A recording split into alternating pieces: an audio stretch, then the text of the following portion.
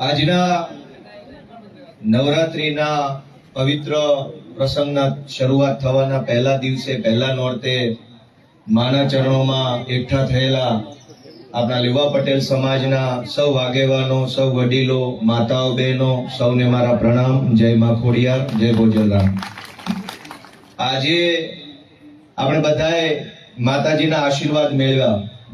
ધ્વજારોહણ કર્યું ભાઈ શ્રી નરેશભાઈના હસ્તે, અને આવનારા આખા વર્ષ દરમિયાન આપણા સૌની અને આપણા ગુજરાતની પ્રગતિ થાય એવી આપણે પ્રાર્થનાઓ કરી. પણ આજે વિશેષ નોંધ એક વાતની લેવા જેવી છે, કેમ કે હું તો પહેલી વખત આટલા મોટા મંચ ઉપરથી મારી વાત રજૂ કરી રહ્યો છું. સૌથી મોટી શક્તિ કઈ, એની ઓળખાણ સૌથી પહેલા આપણા આગેવાન, આપણા વડીલ ભાઈ શ્રી નરેશભાઈએ કરી. કોઈ એમ માને કે સૌથી મોટી શક્તિ પૈસાની શક્તિ છે, કોઈ એમ માને કે સરકારની શક્તિ બહુ મોટી, કોઈ એમ માને કે ધંધાની શક્તિ મોટી, કોઈ એમ માને રાજનીતિની શક્તિ મોટી. પણ નરેશભાઈએ સૌથી પહેલા એ વાતને ઓળખી કે સૌથી મોટી શક્તિ એ માતાજીની ભક્તિ છે, અને એના પછી બીજી મોટી શક્તિ એ સમાજની શક્તિ છે.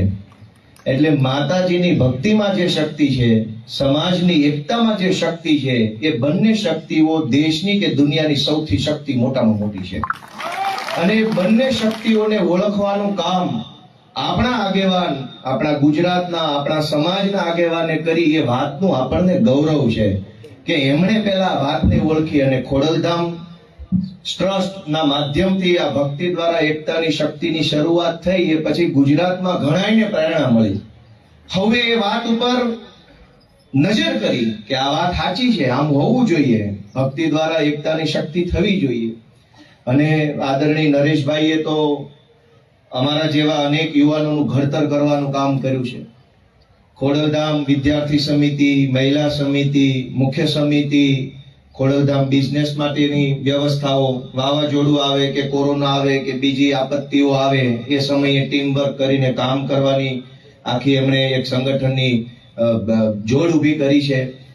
તો અમારી જેવા આપણા સમાજના જુવાનિયાઓ કે જે હાવ ભણી ગણી નવા સમાજમાં આવ્યા હોય, જેને બહુ ઝાઝી સમજણ ન હોય, ખ્યાલ ન હોય, સંગઠનની આવડત ન હોય, ટેકો ન હોય, એને હૂંફ પૂરી પાડવાનું કામ ખોડલધામ પરિવાર અને નરેશભાઈએ કરી છે. એ બદલ હું એમનો ખૂબ ખૂબ આભાર વ્યક્ત કરું છું.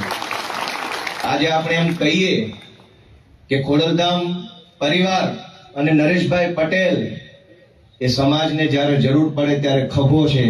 સમાજ ઉપર દુઃખ આવે તો એ છાતી પર ઝીલી લેવા વાળા આપણા આગેવાન છે. સમાજને જરૂર પડે ત્યારે સમાજનો વાહો છે. સમાજને શક્તિની જરૂર પડે ત્યારે સમાજની બાહુ બની જાય છે. એવો આપણો ખોડલધામ પરિવાર અને નરેશભાઈનો હું તો હૃદયપૂર્વક ખૂબ ખૂબ આભાર વ્યક્ત કરું છું. સમાજની આગેવાની કરવી એટલે બહુ અઘરું કામ છે. અમે તો નવા બન્યા છીએ તો અમને ખબર પડી કે આ તો ફીણ આવી જાય એવું છે.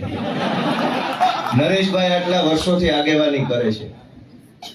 એમાં સૌથી મોટી વાત એ છે કે આગેવાની કરવામાં બિન વિવાદિત રહેવું એ સૌથી મોટી નેતૃત્વની કળા છે, નેતૃત્વની આવડત છે. આગેવાન તો બધાય બની શકે છે, નાના મોટા આગેવાન ગામથી લઈને દુનિયા સુધીના આગેવાનો બની શકે છે. પણ નરેશભાઈની આગેવાનીના વખાણ થવા એટલા માટે જોઈએ કે લાગ લગાટ આટલા વર્ષ સુધી અવડા વિશાળ સમાજનું નેતૃત્વ કરવું, અને એમાંય ક્યાંય વિવાદમાં ન આવવું, શબ્દોથી કે વર્તનથી કે કાર્યથી. એ મને એમ લાગે છે કે માના અપાર આશીર્વાદ આપણા આગેવાન નરેશભાઈ ઉપર હોય તો જ આવું શક્ય છે. નહીતર બે શબ્દોમાં વિવાદ થઈ જાય, એટલો કટકો કપાઈને ક્યાંનો ક્યાં પહોંચી જાય નક્કી નથી રહેતું.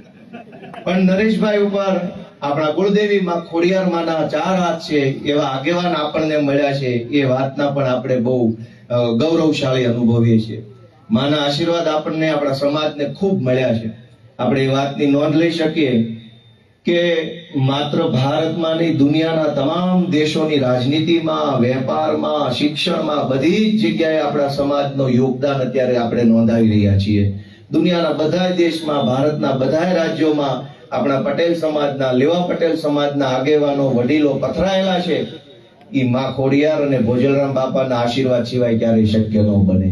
આપણને અપાર આશીર્વાદ માતાજીના મળ્યા છે, અને આવા ને આવા આશીર્વાદ હજુ આપણા સમાજને, આપણને સૌને મળતા રહે એવી હું આજના દિવસે માના ચરણોમાં પ્રાર્થના કરું છું.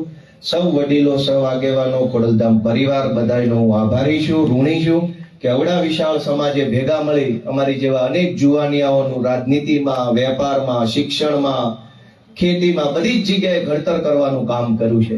અમારું ઘડતર કરનારા સૌ માવતરો, સૌ વડીલોને હું પ્રણામ કરું છું.